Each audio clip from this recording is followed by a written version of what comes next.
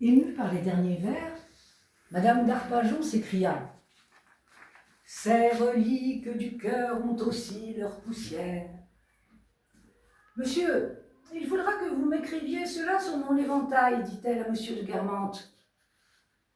Pauvre femme, elle me fait de la peine, dit la princesse de Parme à Madame de Guermantes. Non, que Madame ne s'attendrisse pas, elle n'a que ce qu'elle mérite. Mais, pardon de vous dire cela à vous, cependant elle l'aime vraiment. Mais pas du tout, elle en est incapable. Elle croit qu'elle l'aime comme elle croit en ce moment qu'elle cite du Victor Hugo parce qu'elle dit un vers de Musset. Tenez, ajouta la duchesse sur un ton mélancolique, personne plus que moi ne serait touché par un sentiment vrai. Mais je vais vous donner un exemple. Hier, elle a fait une scène terrible à Bazin. Votre Altesse croit peut-être que c'était parce qu'il en aime d'autres, parce qu'il ne l'aime plus. Pas du tout. C'est parce qu'il ne veut pas présenter ses fils au jockey. Madame trouve-t-elle que ce soit d'une amoureuse? Non, je ne dirai plus, ajouta Madame de Guermantes avec précision. C'est une personne d'une rare insensibilité.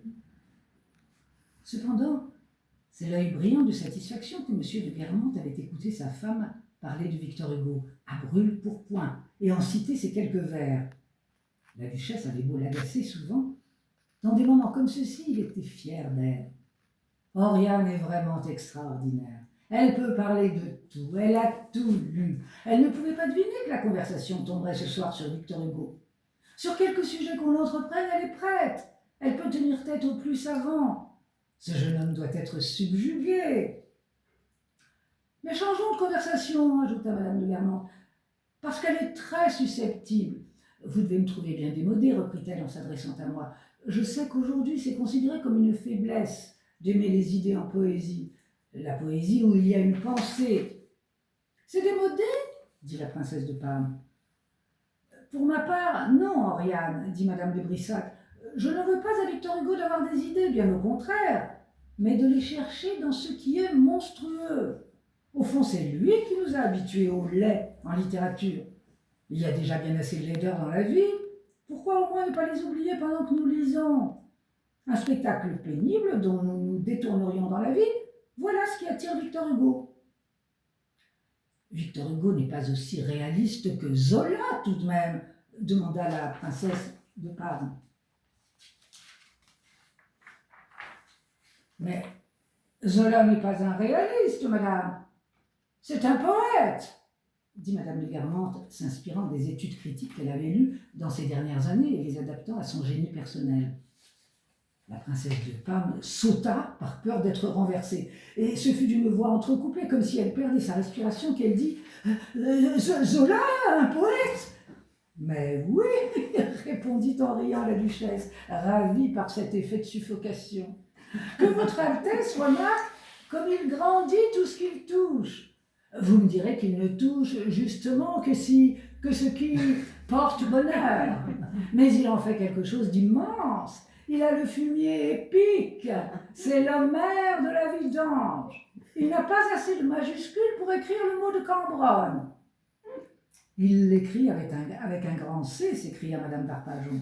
« Plutôt avec un grand M, je pense, ma petite, répondit Madame de Guermantes, non sans avoir échangé avec son mari un regard gai qui voulait dire « Est-elle assez idiote ?» Et alors, pendant cette soirée, on prévient, parce que dans la conversation, on parle du frère du duc de Guermantes, qui est le baron de Charlus. Et il dit qu'il a été invité à aller voir le baron de Charlus. Et il ne sait pas pourquoi. Il se demande, c'est bien mystérieux, qu'on lui déconseille fortement d'aller le voir. Mais il a promis d'y aller, donc il passe, il se fait emmener en voiture chez monsieur de Charlus. D'abord, il attend très longtemps. Et il finit par être agacé, il attend tellement longtemps, il veut partir. Et le serviteur, le maître d'hôtel de Charlus dit non, monsieur de Charlus voit quelqu'un d'autre, mais il a presque fini, attendez-le. Et finalement, monsieur de Charlus lui ouvre, enfin on le présente, on l'introduit dans le salon où se trouve monsieur de Charlus. Je croyais que monsieur de Charlus allait venir à moi. Sans faire un seul mouvement, il fixa sur moi des yeux implacables. Je m'approchai de lui, lui dis bonjour. Il ne me tendit pas la main, ne me répondit pas, ne me demanda pas de prendre une chaise. Au bout d'un instant, je lui demandai, comme on ferait à un médecin mal élevé, s'il était nécessaire que je restasse debout. Je le fis sans méchante intention, mais l'air de colère froide qu'avait M. de Charlus sembla s'aggraver encore.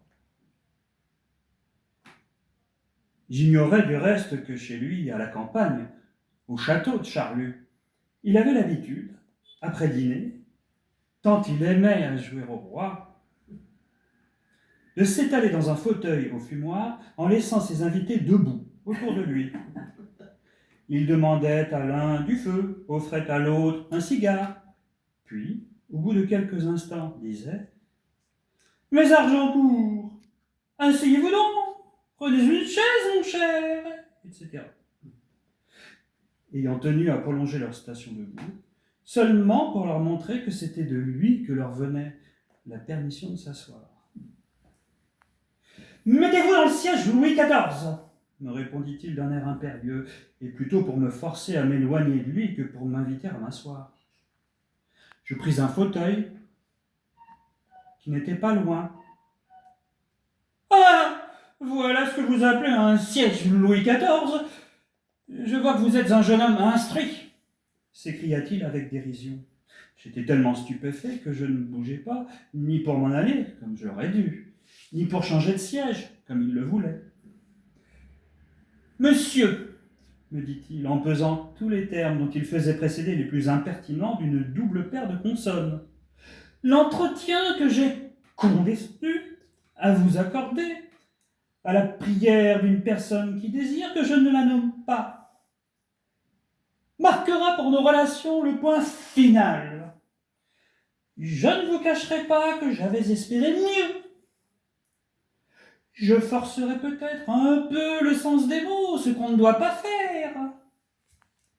Même avec qui ignorent leur valeur, et par simple respect pour soi-même, en vous disant que j'avais eu pour vous de la sympathie. Je crois pourtant que bienveillance, dans son sens le plus efficacement protecteur, n'excéderait ni ce que je ressentais, ni ce que je me proposais de manifester. Je vous avais, dès mon retour à Paris, fait savoir, à Balbec même, que vous pouviez compter sur moi. Moi qui me rappelais sur quelle incartade M. de Charlus s'était séparé de moi à Balbec, j'esquissai un geste de dénégation. « Comment » s'écria-t-il avec colère. Et en effet, son visage convulsé et blanc différait autant de son visage ordinaire que la mer quand, un matin de tempête, on aperçoit, au lieu de la souriante surface habituelle, 1000 serpents d'écume et de bave.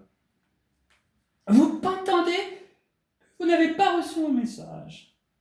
Presque une déclaration. D'avoir à vous souvenir de moi. Qui avait-il comme décoration autour du livre que je vous fis parvenir ? De très jolis entrelacs historiés, lui dis-je. Ah ! Répondit-il d'un air méprisant. Les jeunes Français connaissent peu les chefs-d'œuvre de notre pays. Que dirait-on d'un jeune Berlinois qui ne connaîtrait pas la Valkyrie ? Il faut d'ailleurs que vous ayez des yeux pour ne pas voir, puisque ce chef-d'œuvre-là. Vous m'avez dit que vous aviez passé 2 heures devant. Je vois que vous ne vous y connaissez pas mieux en fleurs qu'en style. Ne protestez pas pour les styles. Vous ne savez même pas sur quoi vous vous asseyez. Vous offrez à votre derrière une chauveuse directoire pour une bergère Louis XIV. Un de ces jours, vous prendrez les genoux de Madame de Villeparisis pour le lavabo. Et on ne sait pas ce que vous y faites. Pareillement, vous n'avez même pas reconnu dans la reliure du livre de Bergotte le linteau de Myosotis de l'église de Balbec.